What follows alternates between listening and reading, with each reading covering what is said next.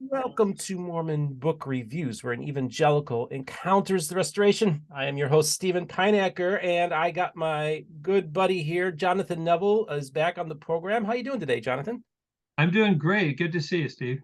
Yep, it's always a pleasure. And as you can see, folks, I am wearing one of the hats that was inspired by one of his books, letter number 7. Let's Yeah. make Cumorah great again. This is the very last one that Boyd Tuttle had, and I want to thank you, Boyd, for giving this to me. And one of the reasons I asked Jonathan to come on the program is that, Jonathan has people who are critical of him. And we wanted to do just a brief response to some of the latest criticisms and some papers that were written critical of his work. But before we go there, I think Jonathan wanted to kind of explain how he got here. What made you decide to even take this path in your journey, and so to give us a broader context. Okay. I appreciate you asking it that way because there's really kind of two levels. There's how I got involved with church history to begin with starting with my tour with Rod Meldrum and Wayne May and all that Book of Mormon geography stuff, which led to the whole Benjamin Winchester narrative and the books on Nauvoo, which was actually my first experience with the interpreter and their tactics. So if down the road we could talk about that maybe. But more recently, the ones that the articles that we're talking about specifically today that were published in the Interpreter earlier this year had to do with my books on Joseph Smith and the translation of the Book of Mormon and the Jonathan Edwards material. And the way those got started, I've always been interested in the issue of the translation. I read all Royal Skousen's books and the other materials, that various people have written, including in the Interpreter. And I was in Africa. My wife and I had moved to Mauritius, which is a little country off the coast of Madagascar in the Indian Ocean. And we were there on a project that turned out that it wasn't quite ready for us. And so we were there a little prematurely. My wife was more occupied than I was, but I had a lot of spare time. And I can only spend so much time at the beach. They have gorgeous beaches, But I had this nagging sense that there was more to know about the translation. And so I had read what Carmack and Skousen had written in their books about early modern English and so on.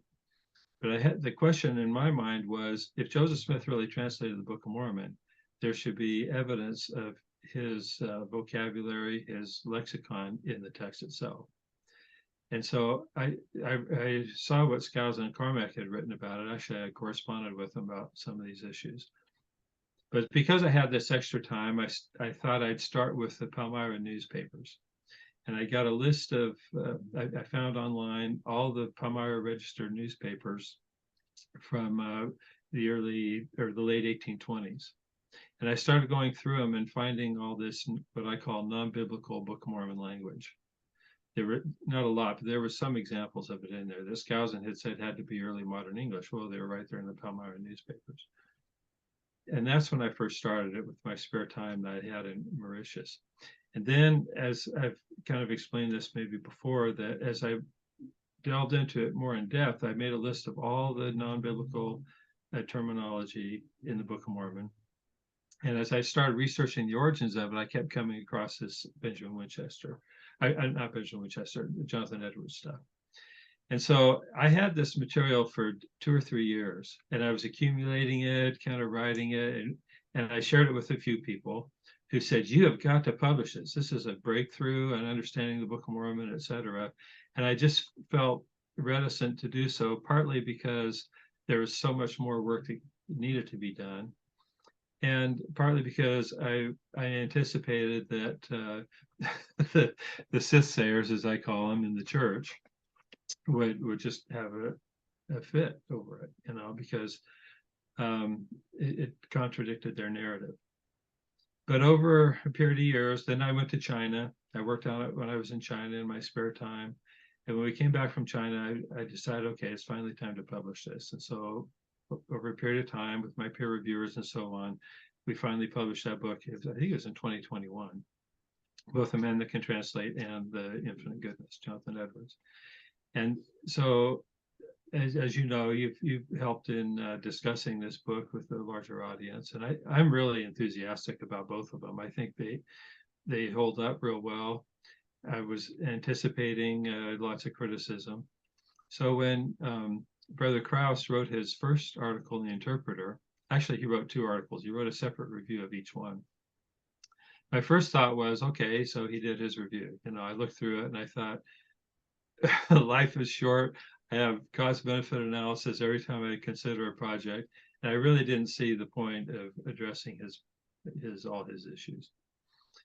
But in an ensuing month or so, I heard from people that said, oh, I really should respond because unsuspecting readers won't understand the errors that he's making and so on.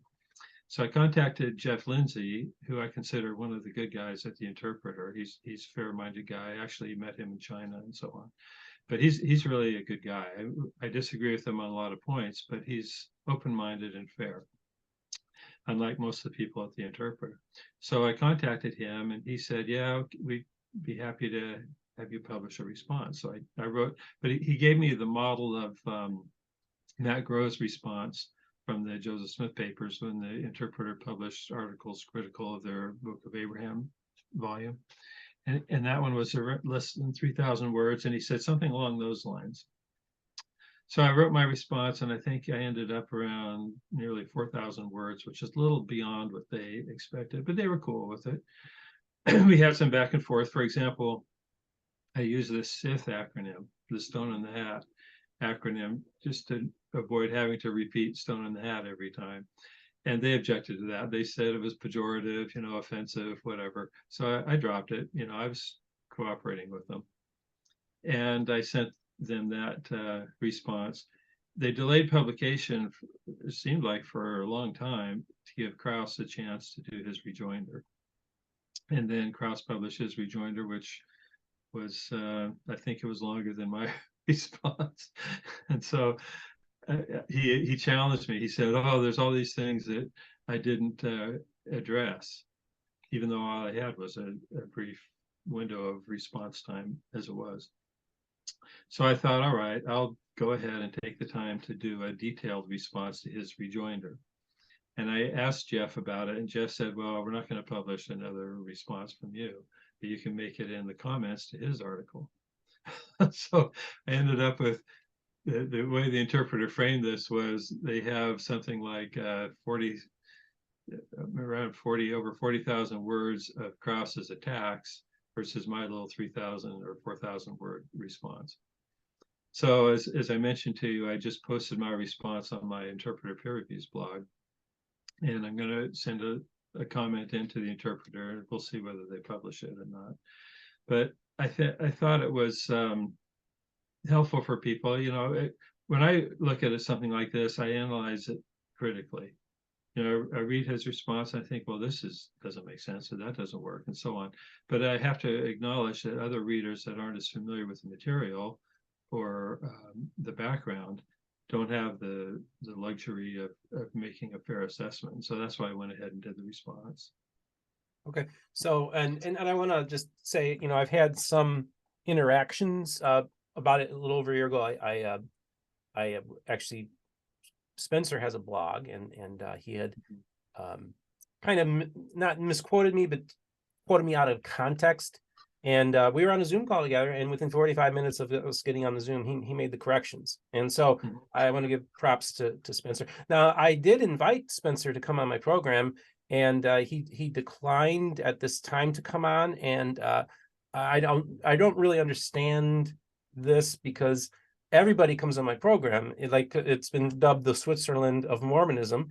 It's a neutral place, and this is a place where you're actually going to get a fair hearing. And this is the difference between me and just about everybody else is I don't have a dog in this fight. I am not in any camp. I really invite people that are critical of Jonathan. I'm giving you my platform. And then also, I just want to address something. There's another person who has totally made up a quote, literally put quotes around something I did not say. And this is one of your main people that criticizes you. And I even rewatched the video where he did it, and I said, I didn't say that. And I'm like, how in the world am I supposed to think, like, if they're literally making up a quote that I said, how am I supposed to, and that's my experience, how am I supposed to engage anything that he's posting in his blog? Now, I just want to know, I did reach out to somebody at the B.H. Roberts Foundation and asked them to reach out to this particular individual.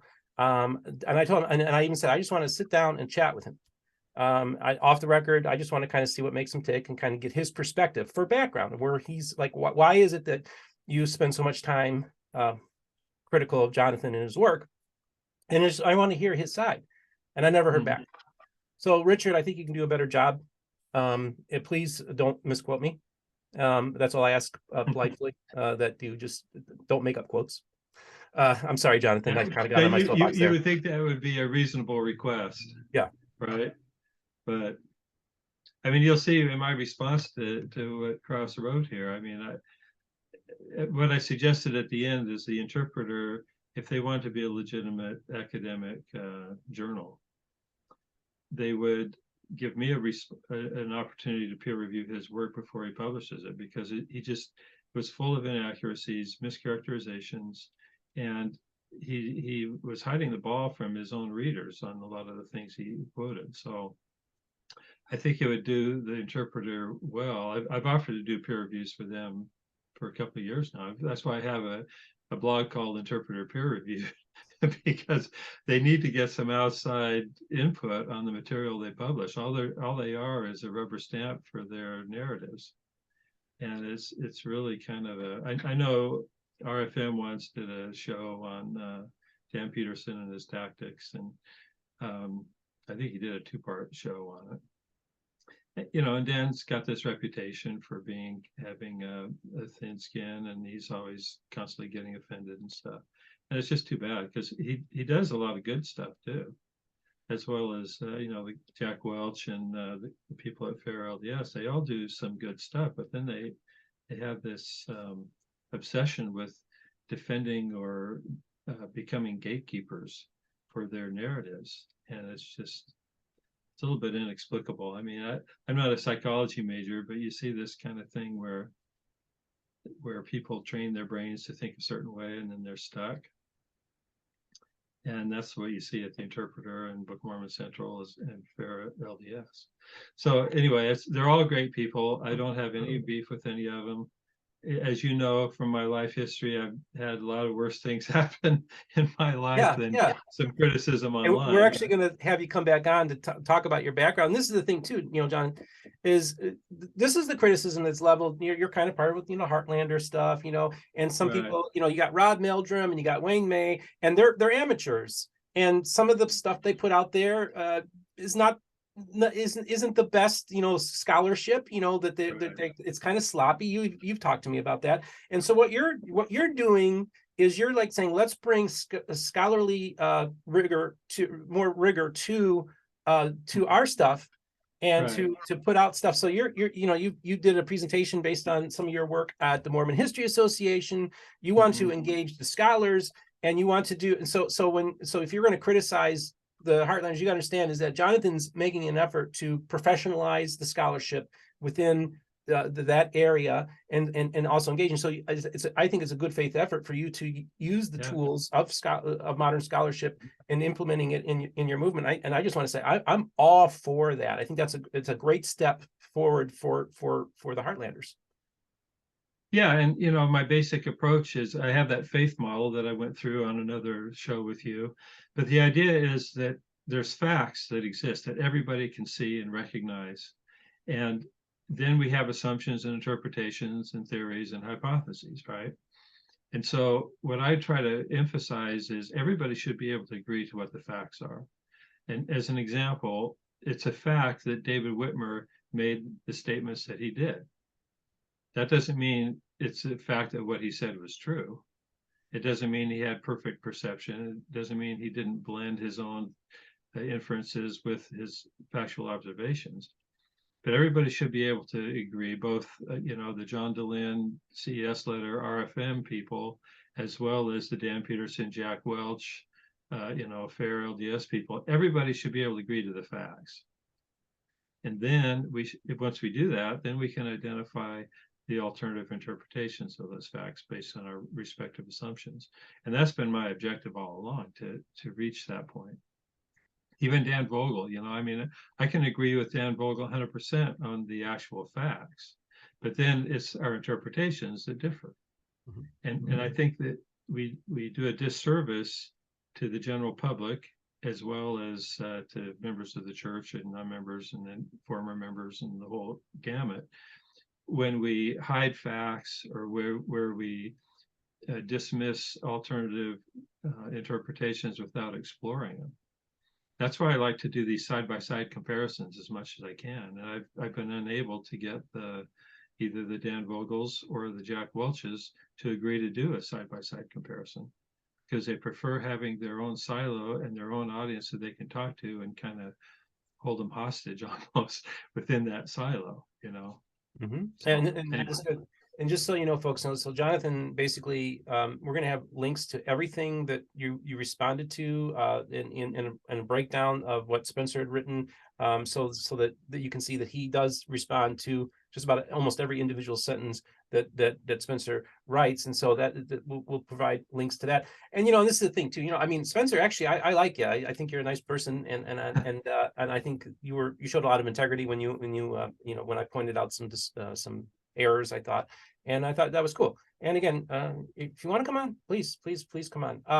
let me, as you mentioned that, let me mention just one kind of persistent complaint they have, and that is that in my books I cite some of the quote unquote anti-Mormon resources. Right. For example, for the Journal of Discourses, I refer to the MRM site, and I can understand that criticism, because in my view, I'm writing for everyone in the world. I'm not only writing to an LDS audience. Right. And so it doesn't make any sense for me to only cite LDS references. And it's the MRM site in particular did a great job with the Journal of Discourses of organizing it, making it accessible. As far as I know, they haven't changed any of the language in there. So why not use an effective, usable resource like that, even if it's quote unquote anti-Mormon? Mm-hmm. To them, they don't consider themselves anti-Mormon, as far as I know. At least they don't frame themselves that way. And I'd be happy to link to any source, the CES letter, whatever, Mm-hmm. if they had a better user interface than say BYU does. And so that's the type of objection that Krauss made in here, that Peter Pan makes, and I can't. To me, that's evidence of their silo mentality. Yeah, well, and we even show that if you look at some of the papers that came out of this group in the 80s and 90s, that if you actually quoted from the Tanners, that was an X. Like, that's so That's bad. another example. Exactly. It's like the Tanners weren't making stuff up. The Tanners were literally right. taking the materials and that the church had produced and gave access to these materials for people, for scholars to use. And so that to me is like, and this is the other thing too. This is the beautiful thing about your book. And when I first started engaging you last year, you were talking about Jonathan Edwards influencing on the text of the translation of the Book of Mormon. And I'm like, well, this is awesome, because I'm an evangelical who's engaging the restoration. You bring in Jonathan Edwards. Now people, you reframed everything. Now you even said you've had Christians reach out to you who are just intrigued by this whole idea. And now you have, and historically it was always viewed that he's the baddie to Mormonism, but in many ways you feel that Jonathan Edwards was a forerunner to the restoration. Absolutely. You flipped it all around. And I think that's what original thinking and scholarship does. And I want to give you credit, because if those of you who are apologists for the Church of Jesus Christ of Latter-day Saints, you got a guy here who's actually doing a lot of great heavy lifting and work, and actually doing bridge building and defending your church and its doctrine and its history. Yeah, and I think it's so important for people to realize that the Book of Mormon is squarely within the Christian tradition. It's not something that came out to bash Christianity at all. It was just the opposite. And Jonathan Edwards described that. He anticipated the restoration of the church in the latter days and how it would become a worldwide phenomenon and so on. And so everything that Edwards anticipated and looked forward to, the Book of Mormon fulfilled. I mean, it's just so obvious. And yet LDS people, primarily because of Terrell Givens, have this impression of Edwards as being a almost equivalent to an antichrist, even the way he describes him. And so I'm just hopeful that, I've been asked to do a book on Jonathan Edwards for Mormons. And I don't know if I'll ever have time to do that, but I do hope people will engage a little bit more into it. I wrote that book just as an introduction. And for example, my database of Edwards, the intertextuality with Jonathan Edwards, has grown substantially since I posted it last summer in connection with the Mormon History Association. And just last week, I added a whole new line of intertextuality that had never occurred to me before. And, Krauss dismisses it as a few random words. Well, that's not what it is, and he knows better. And he never reached out to me to ask for the database. He wasn't that interested in it. And I still haven't done the intertextuality based on the biblical allusions. Royal Skousen did a book on King James Bible and the Book of Mormon, King James Version of the Book of Mormon, a whole book on it. But he just assumed, it was a bald assumption, that the passages that evoke or copy, blend the King James Version came from the King James Version, where I'm showing that no, a lot of that stuff came from Jonathan Edwards, because Jonathan Edwards did the same blending that Joseph Smith is credited with. And so it's difficult to tell, obviously, how much this only came from the King James and this came from Jonathan Edwards. But when you see Jonathan Edwards doing the same kind of blending that the Book of Mormon has, in many cases identical, then it becomes even more evident that the Book of Mormon is in the Christian tradition. Last night you sat in on a presentation I gave called A Protestant Defense of the Book of Mormon. Yeah, and that's awesome. And folks, by the way, I hope everybody can watch that. I don't know. I guess you could put a link on your. Well, I'm actually going to I'm going to take the recording and edit out and just give the presentation. I'm going to post it on my channel if all goes according to plan. Okay. If that doesn't work out, I think I could even just sit back and do just record the presentation for my channel. So folks, there will be and this is a beta version. I still feel like it's a work in progress, but it's a Protestant Defense of the Book of Mormon. And I reference your book. But I also, I'm able to then, because I'm the concept of Joseph Smith being a traditional translator, and even Brigham Young said, if the Book of Mormon came out now, it'd be a different book. He understood the context of the idea that the translator's fingerprints are going to be all over it, and the influences of that translator, that world I think it's a fantastic thing, but also that makes the Book of Mormon more accessible, because even John Hamer in one of my interviews, he talks about here you get transcriptions of 19th century sermons. In one sense, King Benjamin's is a transcription, but it's either one of two things. Either he's giving you a transcription of a 19th century sermon, or he's engaging King Benjamin's sermon. And because he's exposed to the sermons of the 19th century and how a sermon and the cadence and the way it works is that when he's interpreting, he's also interpreting it through the lens of a 19th century revival service.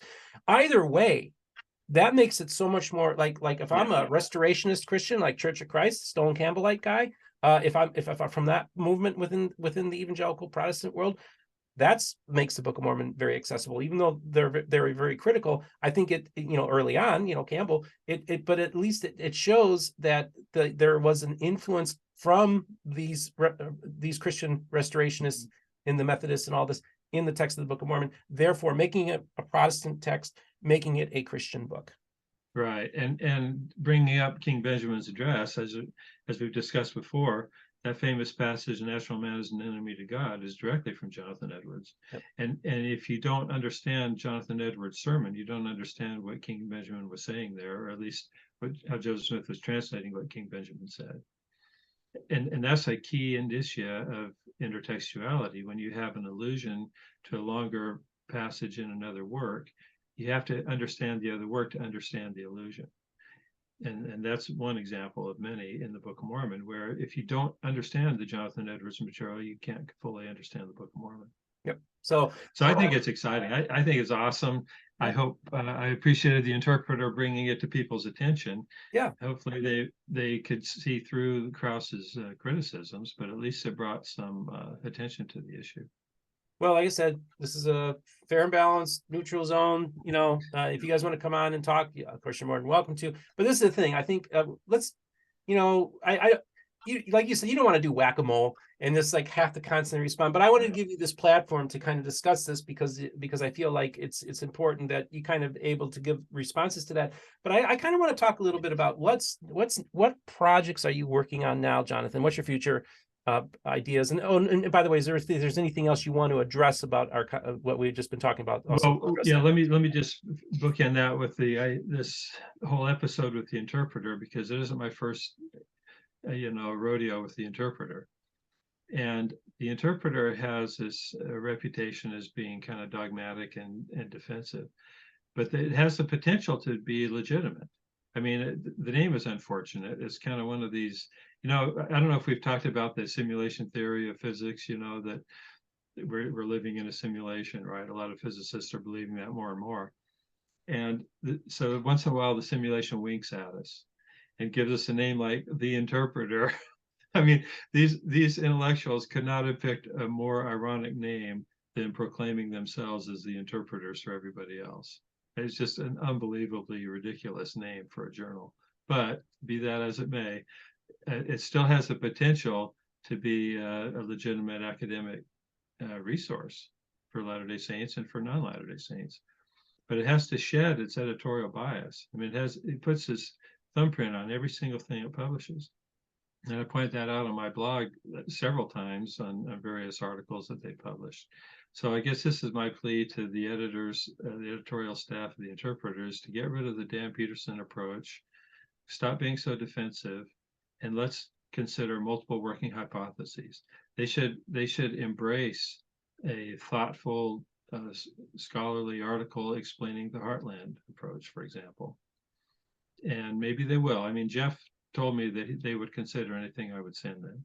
Maybe after this interview they'll reconsider, but I don't think so, because they're big boys. They can handle criticism too, and if they were really legitimate academics, they would encourage alternative, particularly faithful. Obviously, they're coming at it from a faithful perspective, which is fine, but there's a wide range of faithful beliefs and interpretations of church history and the historicity of the Book of Mormon and so forth that are not being represented either by Dan Peterson's interpreter, Jack Welch's Book of Mormon Central, or Scott Gordon's FAIRLDS. They just completely omit or censor ideas that are contrary to theirs. So that's my little soapbox thing. I've pled for that for years. I've met with all of them. I've talked with all of them about this, and they just are adamant that they refuse to acknowledge alternative faithful views. So you being the Switzerland, we can discuss it. So just to update a little bit on my project. So I'm working on an art show for this spring, but as far as LDS material, my book that I've mentioned before, called The Rational Restoration, is nearing completion. It's been an enormous challenge for me because I have to condense it down to about 300 pages. And there's so much material in there that I want to present and offer for discussion, that it's an ongoing, it's like doing surgery, and you have, when you do brain surgery, you have to be careful not to cut the wrong nerve. And so, but I have to get rid of a lot of material. And it's just taken me a lot longer than any other book that I've done, but I'm hopefully have it done before the end of the year. And that's really where a lot of my effort is going. I mentioned that I'm continuing to add to the Jonathan Edwards database, and that just arises serendipitously. Someone will say something, I'll read an article, I'll hear a general conference talk, studying the scriptures, whatever, and immediately I get that little prompting, oh, check that one out. And I will, and there it is. I mean, I should give you an example of how this started. I don't know if I've told you this before, but when I was in Africa looking through those Palmyra registers, I was faced with about 125, 150 issues.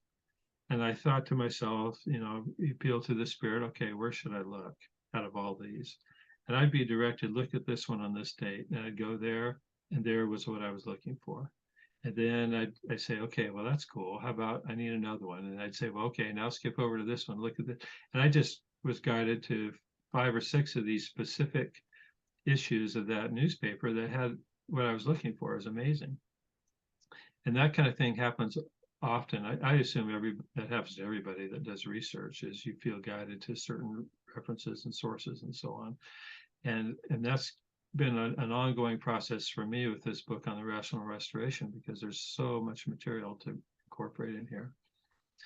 I'm quoting from Steven Pinker's book on rationality. I'm quoting from Christian sources. Of course, Jonathan Edwards wrote quite a bit about rationality. John Witzow's book. I mean, there's just such a variety of sources that I'm trying to bring together into what I kind of like to think of as a unified theory. Just as an example, to me, it's irrational for Christians to accept the Bible and not accept the Book of Mormon. And the reason is that there's, well, let me just ask you, you don't have to say personally, but to represent Christians, why do Christians believe in the Bible? What's the rational basis for that? Well, I would say that a lot of it has its roots in the Protestant Reformation, that because they no longer accepted the authority of the Pope, they needed another authority. And so their authority became sola scriptura, scripture alone. Right. And so that's basically what happens. And actually, Patrick McKay pointed this out to me in one of my interviews, is that what you guys did was you just switched the Pope for the Bible and made that your authority. And they're really, and that's the funny thing is that the scripture itself does not make that claim as boldly as Protestants do, right? It's a text to be engaged with. But yeah, that's mainly the idea, is that and even the Book of Mormon even talks about the naysayers, a Bible. We already have a Bible, right? That's And so it even anticipates that pushback to the Book of Mormon. Well, and this presents kind of the dilemma I face, because when I look at the world, as you know, I've lived I visited every continent, been to dozens of countries, and I've lived in many different areas of the world. And wherever I go, there's different religions that dominate, and it's because of their traditions, right? And so I'm trying to understand, how does the God deal with people to present them the truth in spite of their traditions? Okay, it's like the Jews didn't accept Christ because he contradicted their expectations.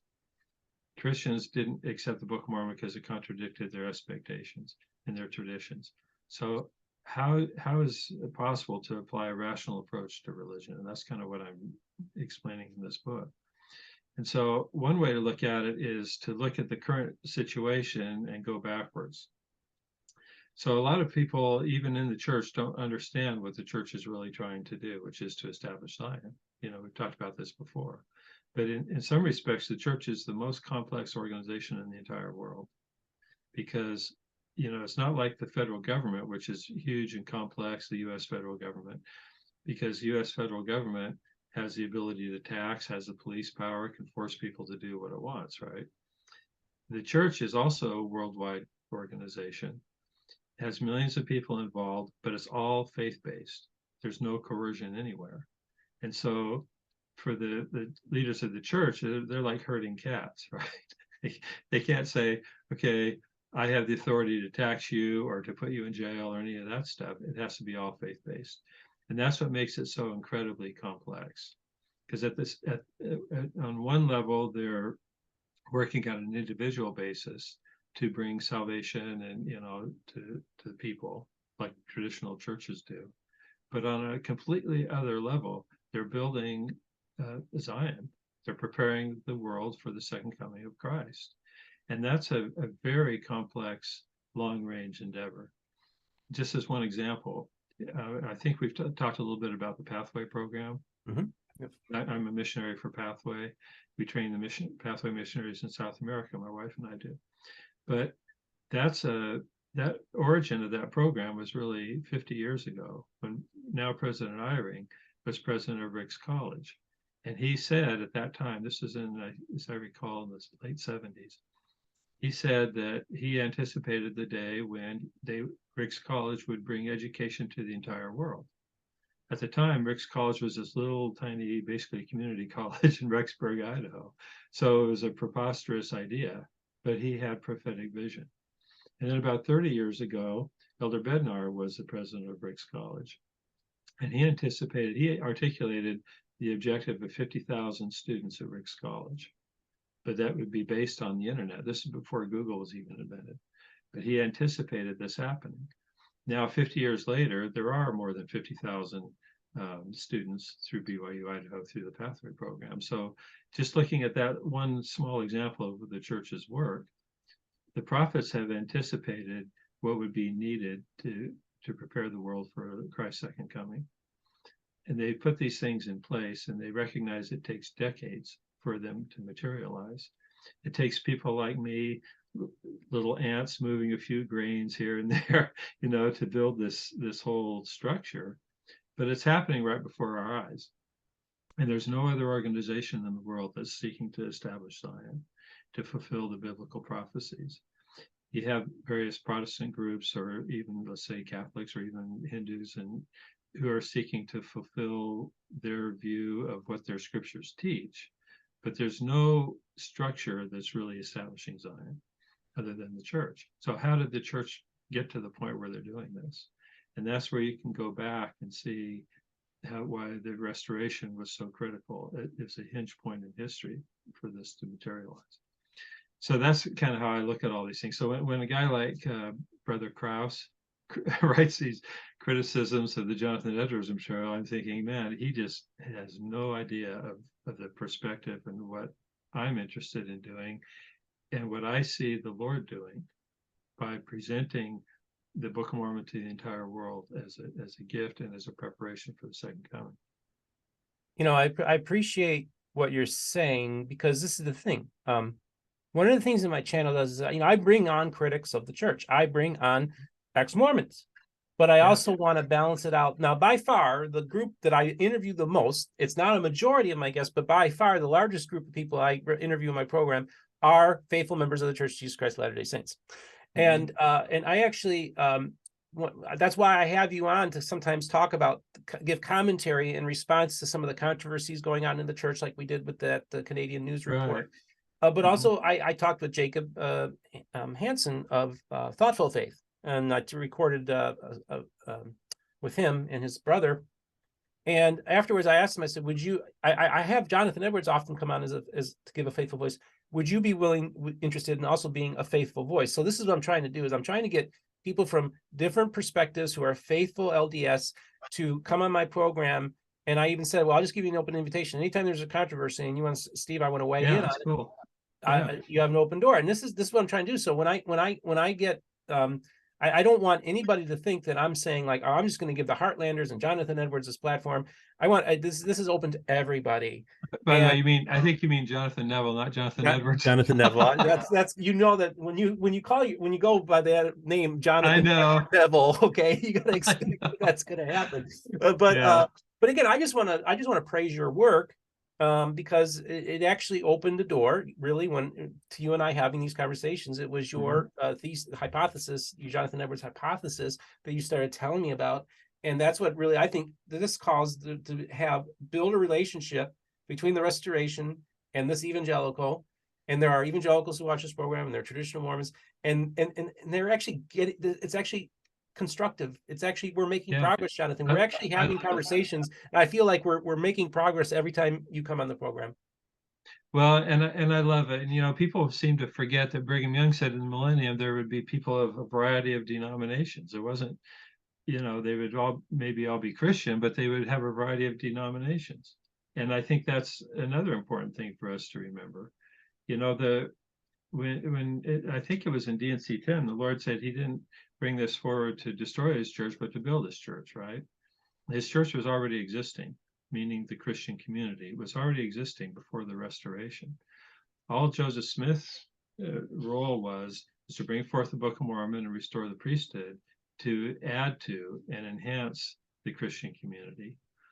And I think that, naturally his Christian peers objected because they felt like he was teaching a false doctrine, or, he contradicted their traditions and so on. But I also think that most or many traditional Christians embrace the teachings of the Restoration, and they should embrace the Book of Mormon without feeling compelled to join a church. That's one of my key points too. And I think some of the brethren have talked about that the Book of Mormon is God's gift for the entire world, not only for Latter-day Saints or for other, restoration branches. It's for everybody. Everybody can benefit from it. And I really appreciate what you're doing. You're really unique in this, partly because of your background, but I think also because of your temperament and your understanding and compassion of a variety of viewpoints. It's very unusual. And in fact, I don't know of another podcast that does this. Well, thank you. I appreciate that. And this is the other thing too, and I should have probably included this in my presentation last night, is when I say evangelicals should engage the Book of Mormon, they don't have to necessarily believe the literalness of the book, but they could also understand the inspiration of the book. And I give the parallel is this. You have this book that has been a very popular book with Protestants for a very long time called Pilgrim's Progress. Right. Written by John Bunyan. And I like to point this out to my cessationist friends who don't believe in dreams and visions and miracles are for today. The author says, this was given to me as a revelation, as a dream, this story that I wrote out.